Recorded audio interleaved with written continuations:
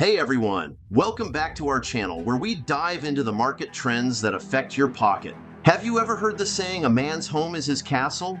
Well, the right to own and control one's property is a fundamental American value.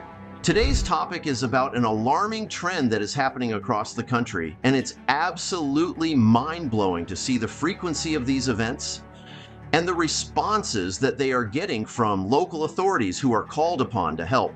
This is Real Estate Rundown. Here we go. Recently, the concept of squatters' rights has transitioned from a mere sitcom punchline.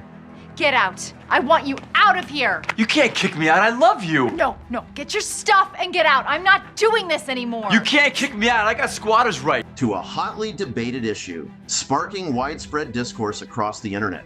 Just look at all the high-profile incidents where property owners face significant roadblocks and challenges in evicting unauthorized occupants from their premises. Maybe you've heard about the case involving Adele Andaloro from New York City, who found herself under arrest after attempting to remove individuals that she claimed were illegally residing in a property she inherited. Similarly, in Washington State, landlord Jaskiran Singh made headlines for organizing a protest to address a tenant who had defaulted on rent for nearly a year. Or how about the situation in Metro Atlanta that further underscores the dilemma, where an estimated 1,200 rental homes are reportedly occupied without authorization? Adding fuel to the fire, Venezuelan immigrant Leonel Moreno stirred controversy by encouraging migrants to claim squatters' rights in vacant properties. It seems to be rampant everywhere, as there are multitudes of incidents in places like California, Texas, and Georgia, just to name a few.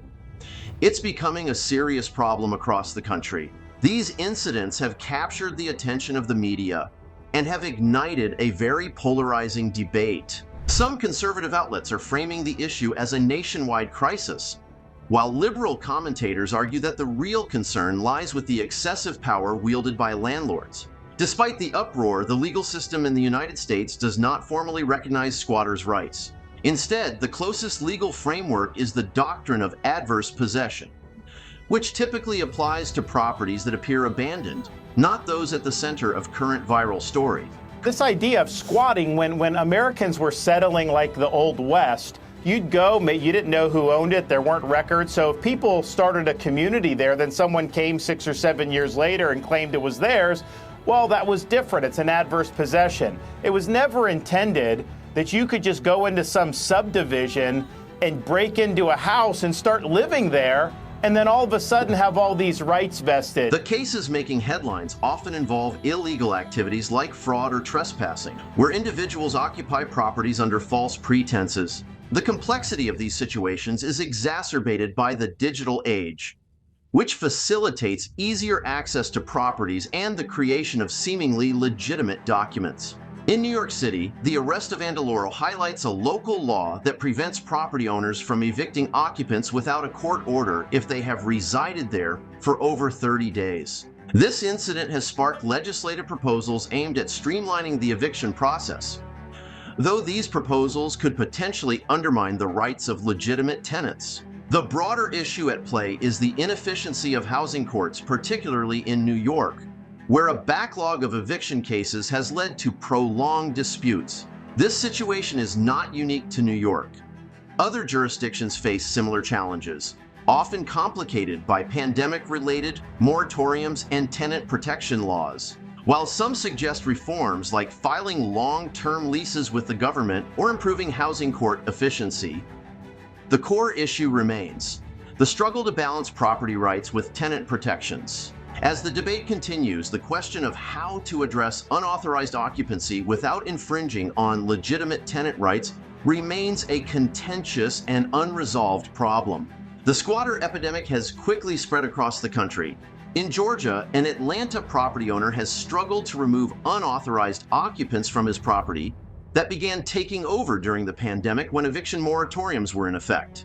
David Morris has plans to build affordable housing on the land, but is unable to move forward due to the ongoing eviction case, which has now drawn an outrageous countersuit from one of the squatters who is seeking $190,000 in damages. Meanwhile, in nearby Lithonia, Georgia, Neighbors have been complaining about a vacant rent house owned by Progress Residential, which was taken over by squatters that have been throwing wild parties there for over a year.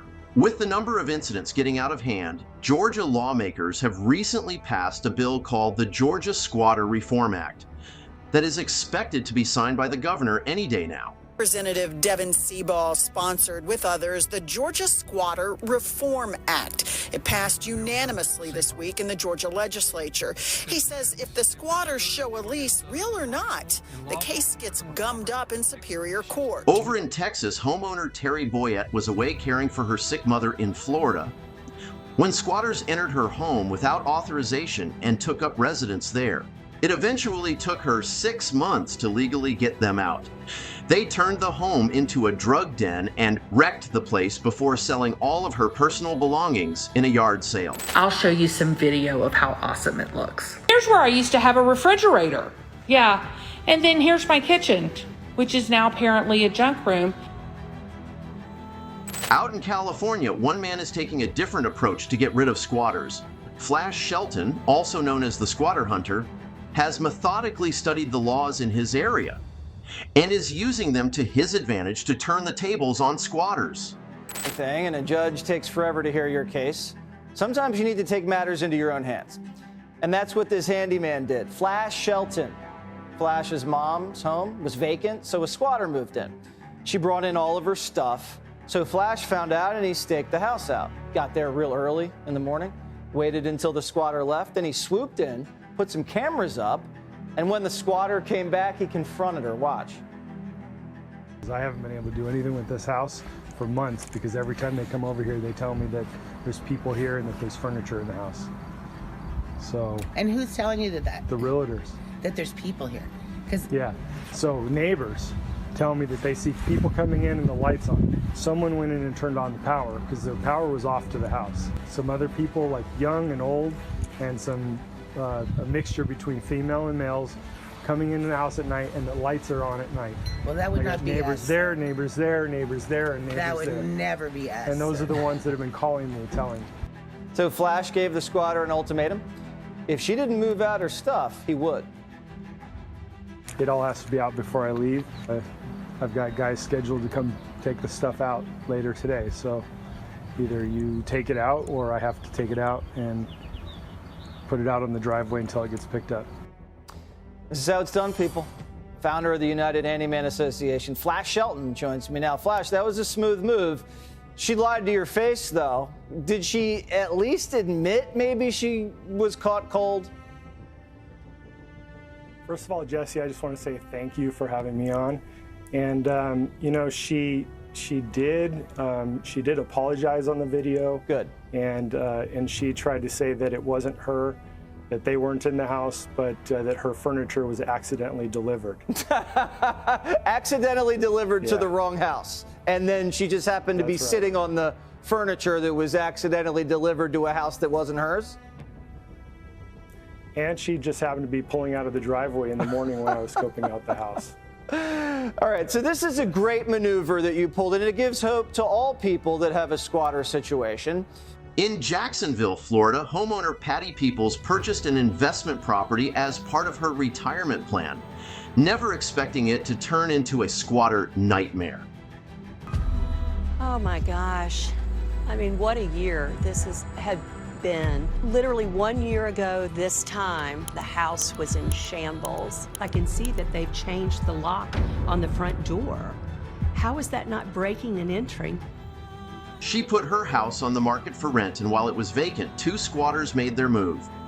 She called 911 and confronted the squatters, and then, believe it or not, the police officer told me, I will arrest you if you do this again. They have the right to privacy. Clearly, these situations have gotten out of hand. Legislators in Florida took notice and invited Patty to share her story in front of lawmakers. The police have no power. The homeowner has no power. The only one with power in this situation are the squatters. The lawmakers went to work and presented the Florida governor with a property rights bill that was signed into law. Now homeowners in Florida can feel more confident in their own rights as property owners. Today in the state of Florida, We say very simply, what passes muster in New York and California is not passing muster here.